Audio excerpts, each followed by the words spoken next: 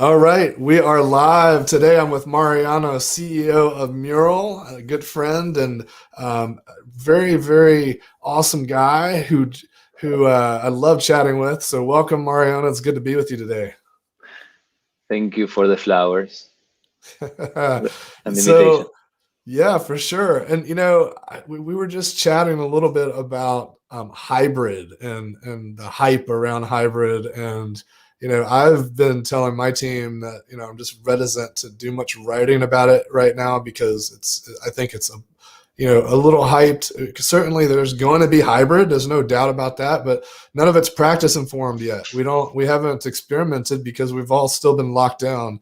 And I think you came in with a really keen point when we started to chat this morning about this notion of how we structure our meetings, how we set rules of engagement so that we can be more collaborative and do better work together. And that's the important stuff.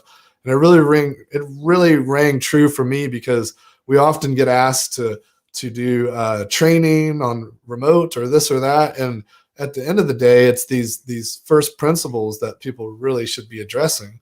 So I think that I'd love to unpack that with you today and really look at what you're seeing on the mural side and how you're thinking about product decisions as it relates to supporting people on these journeys to better collaboration.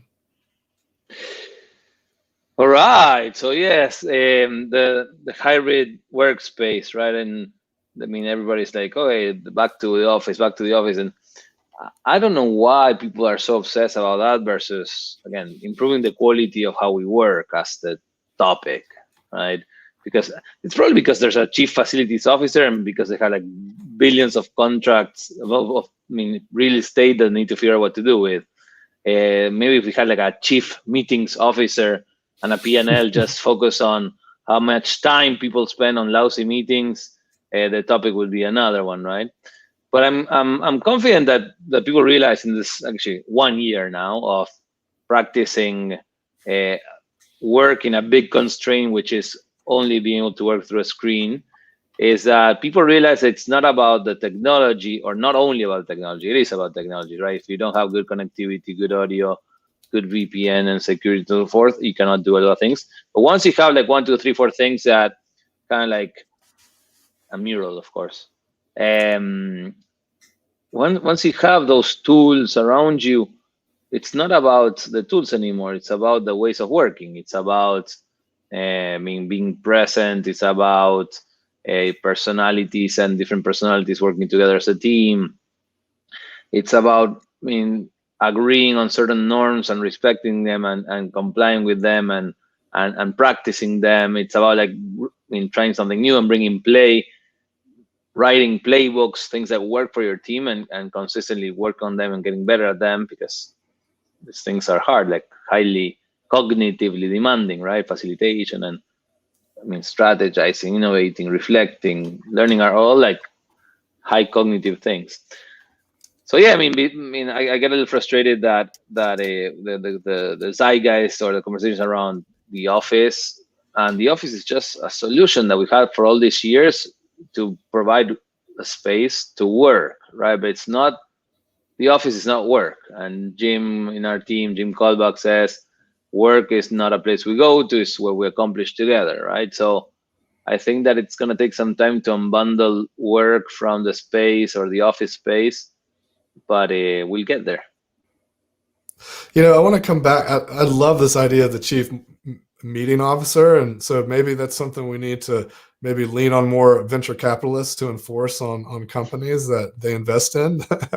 But I want to come back to their comment around play, and I agree that play is so important. And if we're really going to unlock novel solutions and really have some creativity in our work, we have to create enough room for those things to emerge. If things are too rigid, too structured, then we can't. We don't have any room for those things to flourish. But I'm curious. I know you're an executive.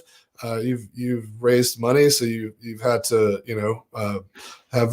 prepare very convincing, very thoughtful presentations.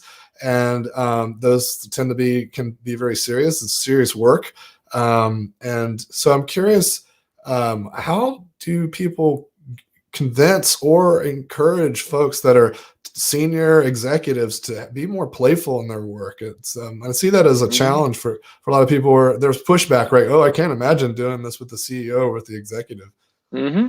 So there's a few set of principles that I think about, right? So actually, I was onboarding a new class of people at Mural the other day, and one of our values is play to wow, right? So I mean, it's super core. We are a playful culture, and our software should allow for playful collaboration. We use gaming analogies a lot. We use sports analogies a lot, and yeah, players, plays, playbooks. It's all things that are embedded into how we do things. And they were asking something like, because I told them we don't sell tools, right? If you want tools, go to Home Depot. What we sell is a new way of working. What we sell is again bringing play and imagination, so that you can have fun. So actually, our mission is level up teamwork with imagination, so that working together is more fun and innovation happens faster, right? So there's like an implied assumption there that play drives innovation and productivity. So, and when she asked me, what if someone doesn't want to be playful? It's like, okay, well, if it's a trustworthy environment, safe environment, secure environment, enterprise environment, that we're not, again, we're taking care of that and so forth, there's an option that's playful and an option that is not playful. Why on earth would someone not choose the one that is playful, right? Like, it's bullshit that they don't want to play. They just like pretend, and they suit up, and there's like a mask that they have in front of them. They say, okay, in work, we behave like this, right? And the reality is like, yeah, I mean, you can be very serious and very playful at the same time. Actually, there's games that are called the concept of serious play, so productive play, right? So I call bullshit. Like, everybody loves to play. Everybody has a hobby on the side that is somewhat playful. If not, well, probably we don't want to deal with them anyway. Yeah, it's, to me, it's. I think you're right. It's like the suit up. It's the facade. It's the concern that they might be judged as not being professional or not being suitable for promotions or the role or what have you. Also, the other thing is, play does take a little bit of vulnerability. We have to, because when we play, that's when we can falter. That's when we can make mistakes, because we're kind of being fluid. The simple analogy is like golf, right? Like, if you're not willing to like hit the ball 200 times, and there's fun, there's rules, but there's also like, yeah, I mean, you have to be ready to embrace that you're probably gonna hit it to the water, and that's okay, right? Like, you drop the ball and you start over. But yeah, I mean, I think that it's a pity that people don't appreciate that they can make space for play, they can make space for imagination in work, and actually, because of that, get to a culture that delivers more, right? It's I mean, of course, there's a lot of, I mean, quality and repeatability. It's also very needed to scale a company and maintain that level of efficiency and expectations at scale. But when you need a new spark of something extra and so forth, what better than a trustworthy environment in which you all like bring in your full player into the thing. Yes, I love this notion of people being able to be themselves and show up 100%. So you mentioned earlier this notion of how you design play into features. So, and I thought that was a really interesting thought. And I want to hear a little bit more about how you think about features that enable play, or just how you support play with just your kind of feature development. So there's so similarly to many other software, there's things that we have to do and are not that playful, right? So like how we handle security, how we handle, I mean, data governance and so forth. That's not very playful, but that's correct and following these procedures and standards and so forth. But when there's the space in which we can again facilitate a meeting, play a meeting, yeah, we try to use game board analogies. We are prototyping throwing dice and drawing cards into the product.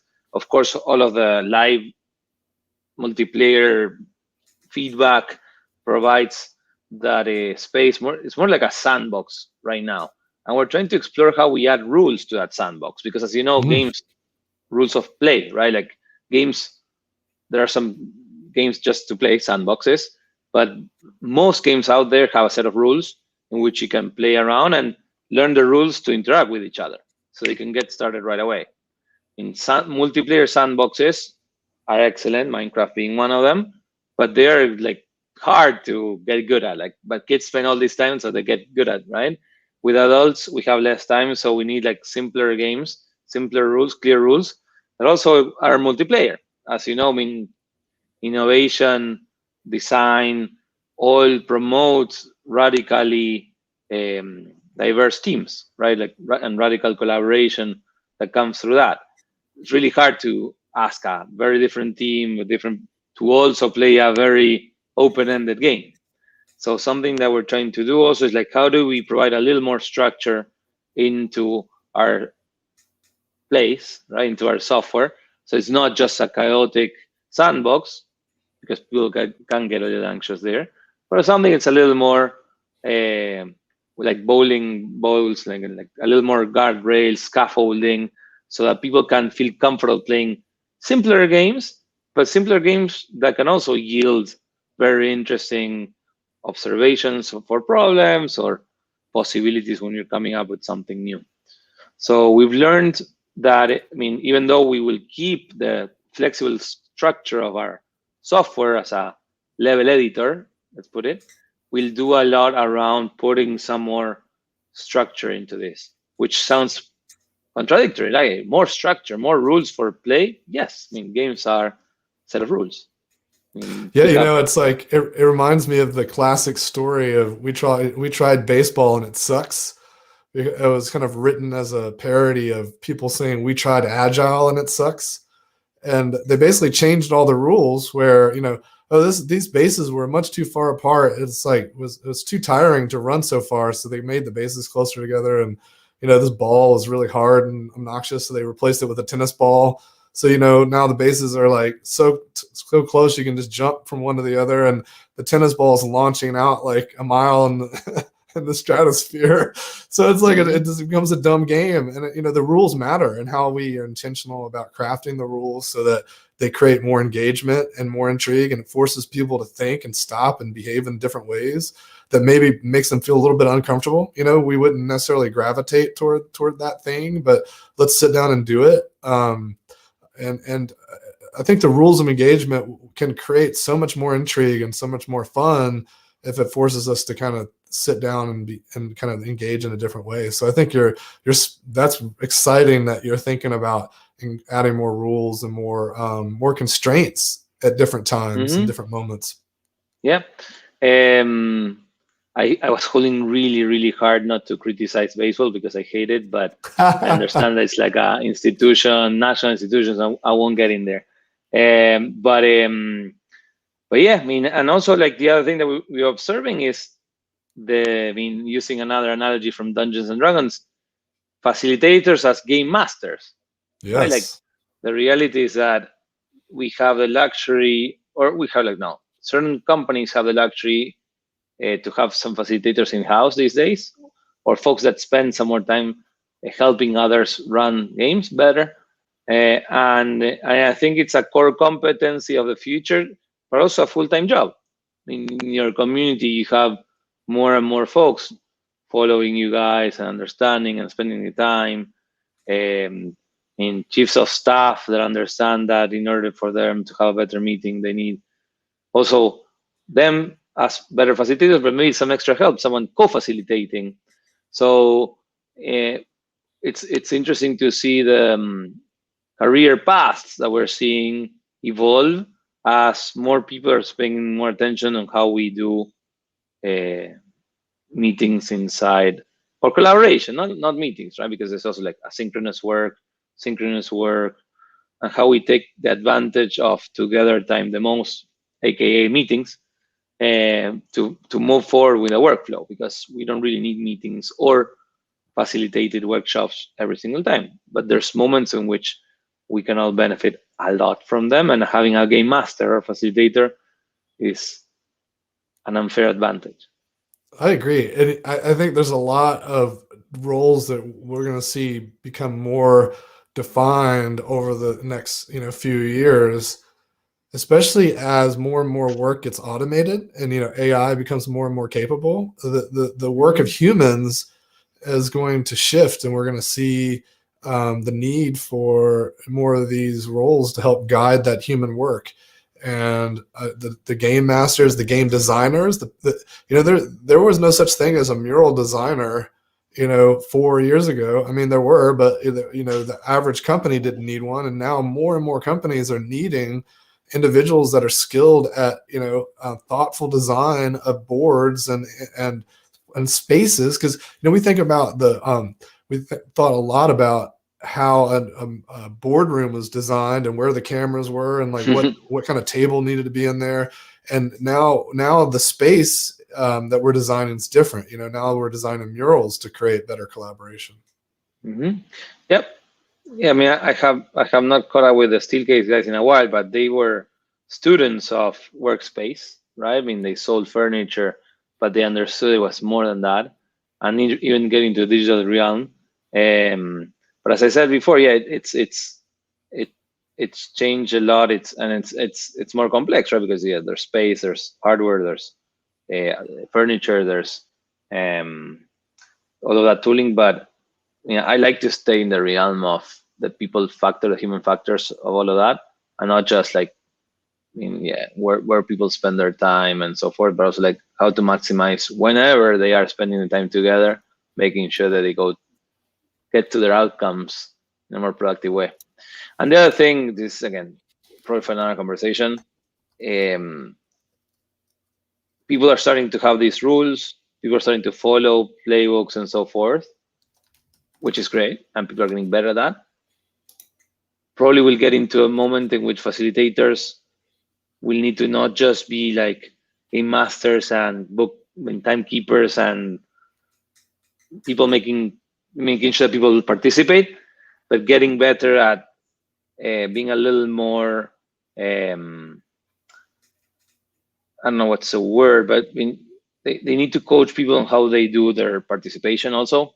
I see a Mm-hmm. lot of sessions in which they may follow a playbook, but the abstraction level in the idea or the observation is not good, and or like brainstorming and we need to gamification, and that like hits me in the heart, because it's like, what does that mean, right? So getting from high level to like lower level and the right zoom level is something that I'm seeing more and more. And how do we make sure that uh, participation is also coached on and not just like coordinating play? And I think it's just a question of like playing many times, and people like will see other people play and will define what good looks like, because I don't think that Yes. we still know what good looks like. And we have like the rules, but the participation, we still need to get better at judging each other on how we participate in a meeting also. I love that. And, it comes back to something you mentioned earlier around, kind of understanding what works for you. And I think so many organizations are fixated on the best practices and how they can import the behaviors or the games or the things. And I think it's really critical for folks to experiment and observe and learn. And so, to your point, like, if we're not flying at the right altitude, or we're not using good metaphor, or we're not like bringing these abstract topics down to something that's relatable, we need to be paying attention and debriefing and understanding that, that didn't land for folks, and then tweaking and adapting. And then we have that playbook that you mentioned that we build up that's custom to us, and that works really well for us. Mm-hmm. And that's where good, I think, comes from, is that repeated like self-discovery. Mm-hmm. So again, we as I said, I think that through this year we realized that we need to spend time doing these things. There's certain fundamentals in place around the types of meetings, asynchronous work, synchronous work. Time on Zoom or WebEx is shrinking. right? Like the average time per minute is shrinking, so that's good. People are realizing that. Now we need to not just figure out how to maximize together time, but making sure that together time is being productive. So we're going to be reflecting on how we participate and spending the time. So making space for imagination, making space for collaboration, but making space for reflection also, because it's the only way we can get better. If you pay attention to professional athletes, right? They watch the tape, right? So they have the summary, like ta-na-na, ta-na-na, 1 minute of the thing. Okay, great. But then they sit down and watch the tape of themselves. It's really hard to watch yourself in action and sucking, right? But it's the only way to improve, and providing feedback and so forth. So like we're registering all these hours in video. I should probably watch myself in this interview. It's like, Mariano, you look at the green dot. You should be looking more at the green dot and smiling. So these are things that I do to myself to get better at speaking and using pause. But similarly, what was the last time which you reviewed a meeting? That's right. We have this meeting mantra: debrief for durability. If we don't debrief, if we don't reflect, it's going to be really hard to make the decisions durable and make our learnings durable. So really great comments today, Mariano, and really excited about what you're building at Mural and this idea of gamification and applying rules and constraints. It's an exciting future, and I can't wait to see more. And so with that, I want to again say thanks for joining me today, and I hope you have a pleasant day. Thank you for the invitation. And something new also is that we bought mural.com. So now we have mural.com. Wow, yeah, I need to update my banner. That's awesome. It's okay. Both work. Yeah, awesome. Actually, this one's shorter. No doubt. Excellent.